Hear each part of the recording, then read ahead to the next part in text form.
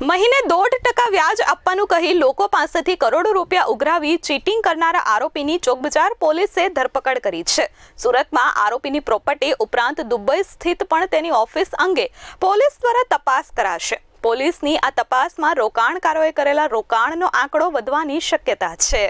प्राप्त विगतो मुजब सिंगणपोर स्थित सिल्वरस्टोन आर्केड में ऑफिस धरावता और शेर बजार तेमज रियल एस्टेट में रोकाण करावती कंपनीना मालिक निलेश यादवे लोकोने रोकाणना 1.5% व्याज आपवानुं कही आकर्ष्या हता।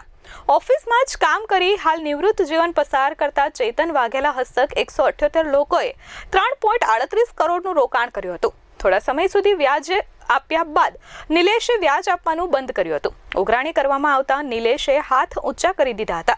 આ સમગ્ર મામલે ચેતનની ઉપર જ ઉઘરાણી શરૂ થતા તેને ચોકબજાર પોલીસ મથકમાં ફરિયાદ આપી હતી।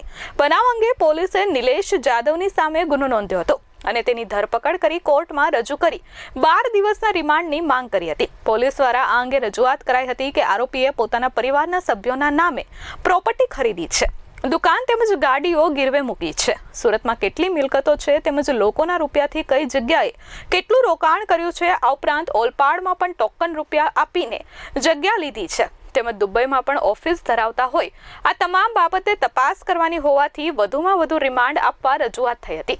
સામે બચાવ પક્ષે એડવોકેટ રજૂઆત કરી હતી કે તમામ ડોક્યુમેન્ટ આધારિત તપાસ કરવાની હોય તેમાં આરોપીની હાજરીની જરૂર ન હોવાથી રિમાન્ડ આપી શકાય નહીં। કોર્ટે બંને પક્ષોની દલીલ બાદ આરોપી નિલેશ જાદવના 5 દિવસના રિમાન્ડ મંજૂર કરતો હુકમ કર્યો હતો। Bureau report S24 news Surat.